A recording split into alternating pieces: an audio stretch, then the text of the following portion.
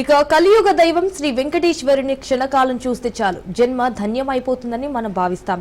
స్వామి దర్శనం లభించాలని వేడుకుంటాం. స్వామిని రెప్పపాటు చూసి కోరికల చిట్టాను ఆయనకు విన్నవించుకోవాలని తపిస్తాం. అందుకే దేశ విదేశాల్లోని భక్తులు శ్రీవారిని దర్శించుకునేందుకు పవిత్ర పుణ్యక్షేత్రం తిరుమల చేరుకుంటారు. స్వామిని చూస్తే చాలని తపిస్తారు. ఇంతవరకు బాగానే ఉంది. కానీ రోజు రోజుకు తిరుమల శ్రీ వెంకటేశ్వర స్వామిని దర్శించుకునేందుకు భక్తులు పోటెత్తడంతో శ్రీవారికి నిద్ర కరువవుతోంది. భక్తుల కోరికలు నెరవేర్చే స్వామికి ఇప్పుడు నిద్రపోయేందుకు అసలు సమయమే దొరకడం లేదు. భక్తుల రద్దీ దృష్ట్యా శ్రీవారికి నిద్ర కరువవుతుందనే వాదన తెరపైకొస్తోంది. స్వామివారి ఏకాంత సేవ నిర్వహించే ముందు కన్నా సమయం కొంత ఆలస్యంగా ప్రారంభించడం, సామాన్య భక్తులకు శ్రీవారి దర్శనం అధిక సంఖ్యలో చేయించడం వల్లే దేవదేవుడికి నిద్ర కరువైందనే అభిప్రాయం వ్యక్తం అవుతోంది.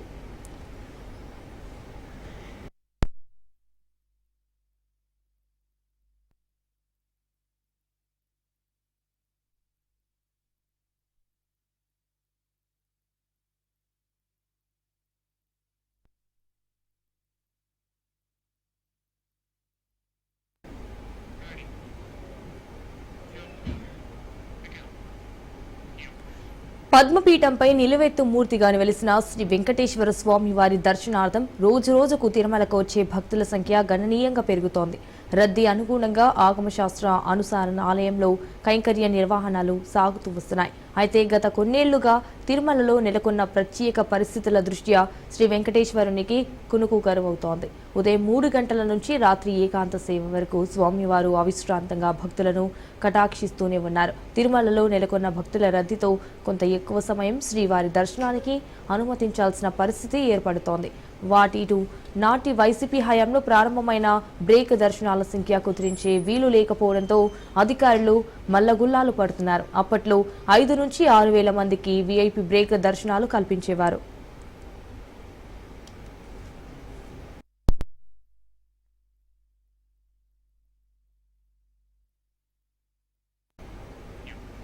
కూటమి ప్రభుత్వం అధికారంలోకి వచ్చిన అనంతరం తెలంగాణ లేఖలను సైతం స్వీకరిస్తోందంటూ ఈ సంఖ్య దాదాపు 7,000 నుండి 7,500 వరకు చేరుకుంది. దీంతో ఉదయం 8 నుండి మధ్యాహ్నం 1 గంట వరకు వీఐపీలకే దర్శనం చేయాల్సి వస్తోంది. సొత్తుమోర నిర్వహించిన అనంతరం ఉదయం 6 నుంచి 8 గంటల మధ్య రాత్రి నుండి క్యూ లైన్లో వేచి ఉండే భక్తులకు దర్శన భాగ్యం కల్పిస్తారు. ఈ 2 గంటల్లో 8 నుంచి 9,000 మందికి శ్రీవారి దర్శన భాగ్యం కలుగుతుంది. ప్రతిరోజు ఆన్లైన్, ఆఫ్లైన్ ద్వారా టీటీడీ దాదాపు 45,000 టికెట్లు కేటాయించగా సర్వదర్శనంలో దాదాపు 20,000 మంది భక్తులు స్వామిని దర్శించుకుంటారు. వీరందరికీ దర్శనం చేయించడానికి టీటీడీకి అర్ధరాత్రి దాటిపోతుంది. ముందస్తుగా ఆన్లైన్ దర్శన టికెట్లు పొందిన వారికి కూడా నిర్దేశించిన సమయానికి టీటీడీ దర్శనం చేయించుకోలేకపోతుంది. గతంలో ఇటు రాష్ట్ర ప్రజాప్రతినిధులు, మంత్రులు, ఎమ్మెల్యేలు, ఉన్నతాధికారులకు మాత్రమే వీఐపీ దర్శన టికెట్లు సిఫార్సు లేఖలు అనుమతించేవారు. కానీ నేడు తెలంగాణ ప్రజాప్రతినిధుల లేఖలు కూడా అనుమతించడంతో వీఐపీలకు అధిక సమయం కేటాయించాల్సి వస్తోంది.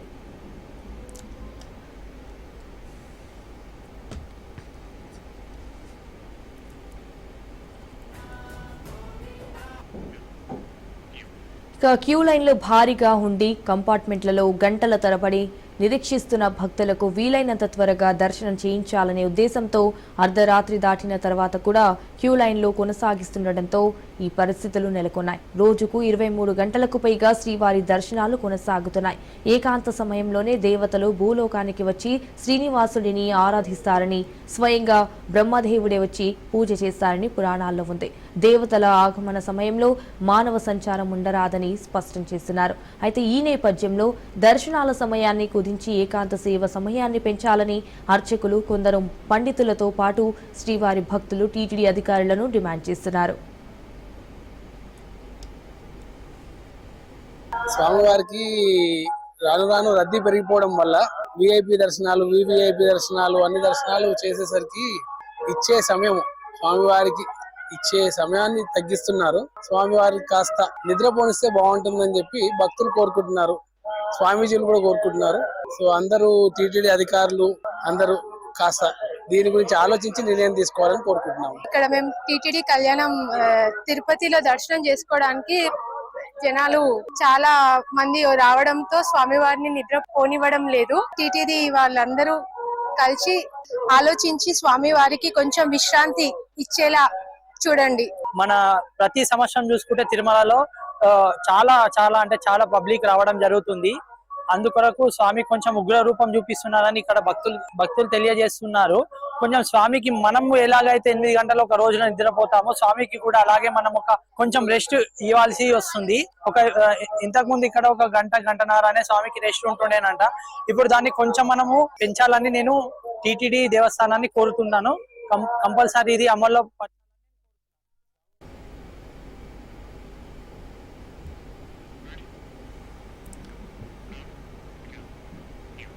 ఇక తిరుమలలో పెరుగుతున్న రద్దీ దృష్ట్యా పాలకులు ఎన్నో చర్యలు తీసుకుంటున్నారు. భక్తులకు స్వామి దివ్యమంగళ రూపాన్ని చూపించేందుకు ఎన్ని ఏర్పాట్లు చేస్తున్నారు. ఓవైపు వీఐపీ భక్తులు, మరోవైపు సాధారణ భక్తులు స్వామిని చూసేందుకు పోటెత్తుతుంటే స్వామి దర్శన సమయం పెరిగిపోతోంది. ముందుగా నిర్ణయించినట్టుగా స్వామి దర్శనం విషయంలోనూ వెనుక ముందుకు అవుతోంది.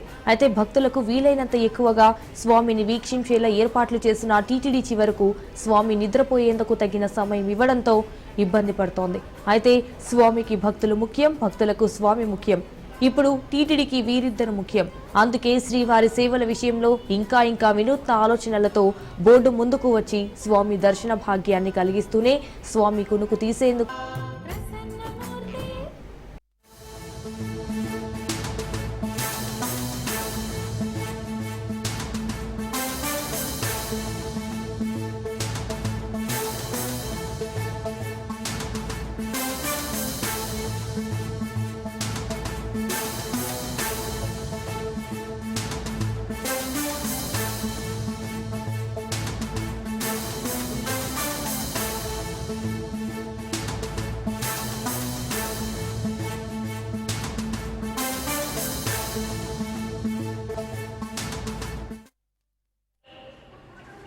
గుండెపోటుతో విద్యార్థి మృతి చెందిన సంఘటన మేడ్చల్ పోలీస్ స్టేషన్ పరిధిలో జరిగింది. ఖమ్మం జిల్లాకు చెందిన వినయ్ సిఎంఆర్ కళాశాలలో బీటెక్ 4వ సంవత్సరం చదువుతున్నాడు. సాయంత్రం తోటి విద్యార్థులతో కలిసి కళాశాల మైదానంలో క్రికెట్ ఆడుతున్నాడు. ఇక మైదానంలో ఫీల్డింగ్ లో ఉండగా గుండెపోటుకు గురై ఒక్కసారిగా కుప్పకూలిపోయాడు. గుర్తించిన విద్యార్థులు వెంటనే అతడిని హాస్పిటల్ కు తరలించారు. అక్కడ పరీక్షించిన వైద్యులు అప్పటికే మృతి చెందినట్లు నిర్ధారించారు. ఇక స్నేహితులు కళ్ల ముందే కుప్పకూలిపోయి మృతి చెందడంతో విద్యార్థులు తీవ్ర ఆవేదనకు గురై కన్నీరు మున్నీరయ్యారు.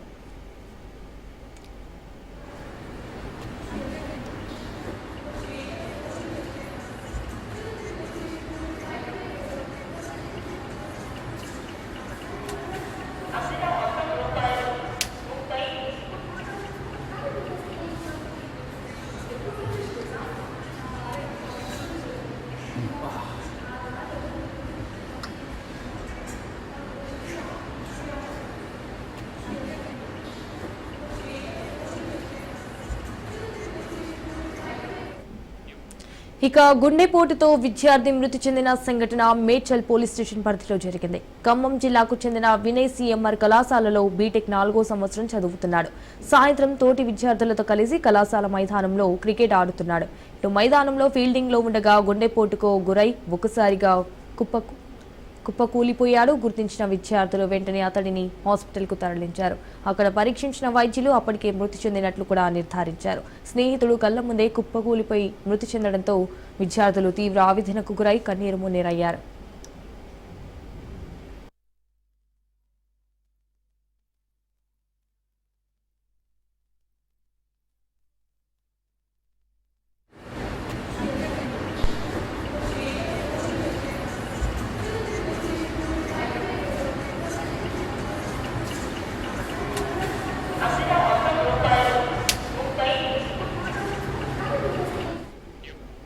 గుండెపోటుతో విద్యార్థి మృతి చెందిన సంఘటన మేడ్చల్ పోలీస్ స్టేషన్ పరిధిలో జరిగింది. ఖమ్మం జిల్లాకు చెందిన వినయ్ సిఎంఆర్ కళాశాలలో బీటెక్ 4వ సంవత్సరం చదువుతున్నాడు. సాయంత్రం తోటి విద్యార్థులతో కలిసి కళాశాల మైదానంలో క్రికెట్ ఆడుతున్నాడు. మైదానంలో ఫీల్డింగ్ లో ఉండగా గుండెపోటుకు గురై ఒక్కసారిగా కుప్పకూలిపోయాడు. గుర్తించిన విద్యార్థులు వెంటనే అతడిని హాస్పిటల్ కు తరలించారు. ఇక అక్కడ పరీక్షించిన వైద్యులు అప్పటికే మృతి చెందినట్లు నిర్ధారించారు.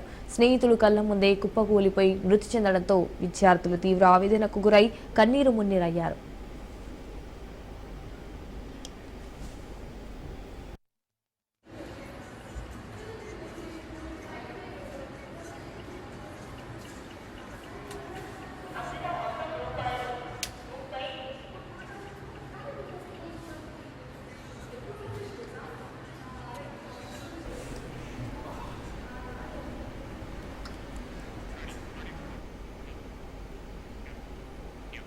ఇక సిద్దిపేట ప్రజలు ఇచ్చిన బలంతో కాంగ్రెస్ ఇచ్చిన హామీలపై సిద్దిపేట అభివృద్ధికి గట్టిగా కొట్లాడుతున్నారని మాజీ మంత్రి హరీష్ రావు అన్నారు.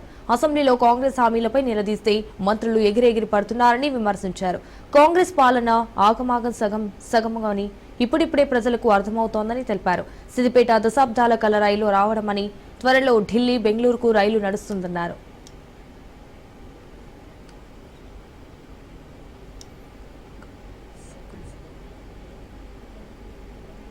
అట్లా మన సిద్దిపేట గౌరవాన్ని పెంచుకున్నాం.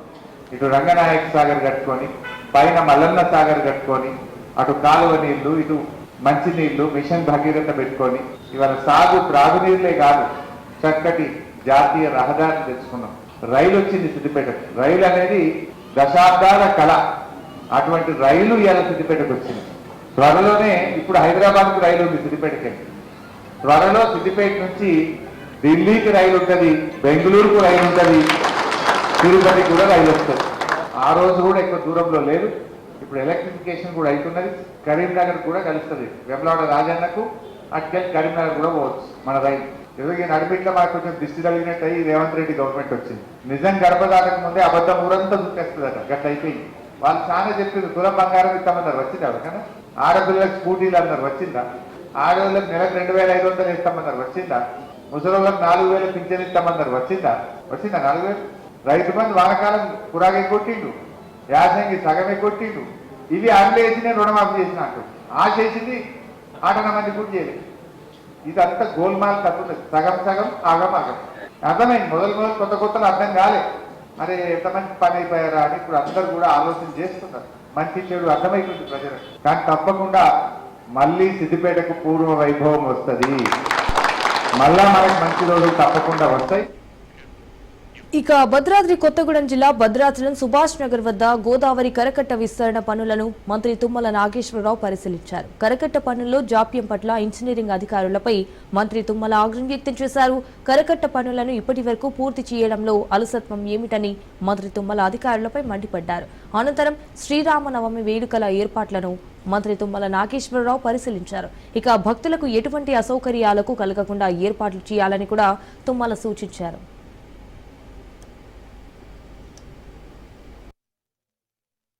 సిఈల్ని ఎస్సీని కూడా ఒకసారి రివ్యూ చేయండి. నవమి వెళ్ళాక మీరు ఎడావుడిలో ఉంటారు కాబట్టి ప్రోగ్రామ్ అవ్వగానే వాళ్ళు పిలిపించి ఏప్రిల్, మే, జూన్ ఓన్లీ 2 months. జూన్లో ఎప్పుడైనా వర్షాలు రావచ్చు కాబట్టి వాళ్ళు ఎర్త్ వర్క్ అయిపోతే దీని కథ ఏంటో మనం దీన్ని మే 31st మళ్ళీ ఇక్కడ కలుస్తాం. సిఈసిడిఓ ఎవరో ప్యాచ్ వర్క్ ఏం చేశారా? ఎక్కువ మాట్లాడు. ఏమని చేసిన వాళ్ళు సంవత్సరం చేయలేదంటే కానీ 2 నెలల్లో చేస్తారు. ఇక రేపు సీఎం చంద్రబాబు ఎన్టీఆర్ జిల్లా చందర్లపాడు మండలం ముప్పాళ్లలో పర్యటించనున్నారు. చంద్రబాబు పర్యటన నేపథ్యంలో అధికారులు ఏర్పాట్లు చేస్తున్నారు. సభాస్థలం వద్ద ఎలిఫాడ్ లో హెలికాప్టర్తో అధికారులు ట్రయల్ వేశారు. ఇక ఎలిఫాడ్ స్థలం నుండి గ్రామంలోకి సీఎం కాన్వాయ్తో అధికారులు ట్రయల్ రన్ నిర్వహించారు.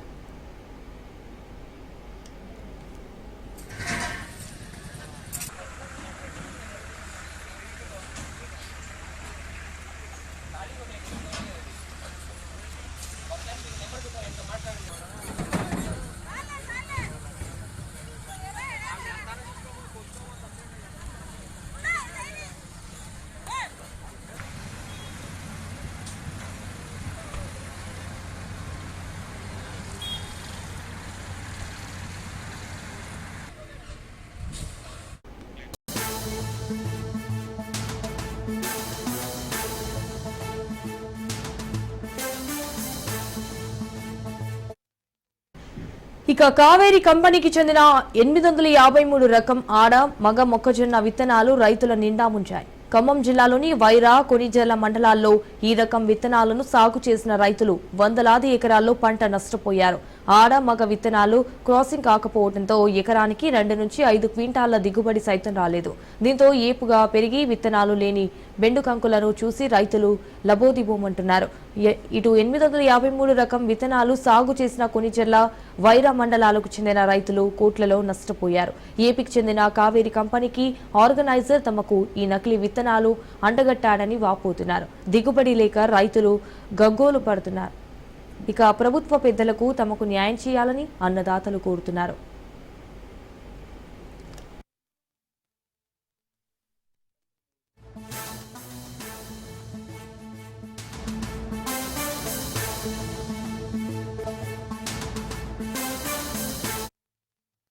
ఇక ఇదే అంశానికి సంబంధించి మరింత సమాచారం మా ప్రతినిధి ఉపేందర్ అందిస్తారు. గిరిజన అమాయక రైతులను ఆసరాగా చేసుకుని అటు నకిలీ విత్తనాల దందా అయితే కొనసాగుతుంది. ఇప్పటికే రాష్ట్ర వ్యాప్తంగా కూడా నకిలీ విత్తనాలతో రైతు తీవ్రంగా నష్టపోతున్న పరిస్థితి కనిపిస్తుంది. ఈ నేపథ్యంలోనే ఇటు ఖమ్మం జిల్లాలో ఏదైతే మొక్కజొన్న రైతులను కూడా అటు నకిలీ సీడ్స్ అమ్మించి కూడా చాలా తీవ్రంగా నష్టపోయిన పరిస్థితి అయితే ప్రధానంగా కనిపిస్తుంది. వేల ఎకరాల్లో సాగు చేసినటువంటి రైతులు కూడా కొంత ఆవేదన వ్యక్తం చేస్తున్నారు. ఇప్పటికే అటు ములుగు జిల్లా, భద్రాద్రి, ఖమ్మం జిల్లాలకు సంబంధించినటువంటి ఏదైతే మొక్కజొన్న రైతులు తమకు ఎక్కువ దిగుబడి వస్తుందని చెప్పేసి అటు సీడ్స్ ని కూడా నమ్ముకున్నారు. ఈ నేపథ్యంలోనే వీరి అమాయకత్వాన్ని ఆసరాగా చేసుకునే రైతులను కూడా అటు నకిలీ సీడ్స్ అంటగట్టి వారు తీవ్రంగా నష్టపోతున్న పరిస్థితి కనిపిస్తుంది. నాటు వేసినటువంటి రైతులంతా కూడా తీరా పంట చేతికొచ్చే సమయంలో అటు దిగుబడి రాకపోవడంతో వారంతా కూడా కొంత ఆందోళన చెందుతున్న పరిస్థితి కనిపిస్తుంది. కావేరి అనే కంపెనీకి సంబంధించినటువంటి మొక్కజొన్న రైతులు ఆడ మగ అని ఉంటది. ఆడ మగకు సంబంధించినటువంటి సాగు చేసినటువంటి వేల ఎకరాలు కూడా ఇప్పటికే ఖమ్మం జిల్లా కొణిజర్ల మండలంలో ఉన్నటువంటి కావచ్చు, అదే వైరా మండలంలో ఉన్నటువంటి వేల ఎకరాల్లో సాగు చేసినటువంటి రైతులు అయితే కొంత ఆవేదన వ్యక్తం చేస్తున్నారు. వారిని అడిగి అసలు ఏం జరిగిందనే విషయాన్ని వారి మాటల్లోనే అడిగి తెలుసుకుంటారు. మీరు అసలు ఎన్ని ఎకరాలు సాగు చేశారు, అసలు ఎప్పుడు ఈ సీడ్ మీరు నాటు వేశారు? నేను 3 ఎకరాలు సాగు చేసిందండి. ఈ సంవత్సరం ఏమి వేయలేదు. ఈ పంట బాగా బలం మీద ఉంది చేను. ఇది అదునుగా చూశారు. 70-80 ఎకరం రైతులు ఉన్నారు మా ఊళ్ళో. ఇది అదును చూసుకొని ఊళ్ళో ఒక తెలిసిన వ్యక్తిని పట్టుకొని వచ్చారు మా ఇళ్ళకి. ఎకరానికి 20,000 ఇస్తామన్నారు. 40 బస్తాలు దిగుబడి వస్తుంది అన్నారు. పండకపోతే మాది బాధ్యత, 30 బస్తాల లెక్క మీకు రేట్ ఇస్తాం, 90,000 అన్నారు. అయ్యా మాకు గ్యారంటీ ఇస్తారంటే బాండ్ ఇస్తామండి, తర్వాత టైం పట్టిద్ది అన్నారు. సర్లే అనుకున్నాం.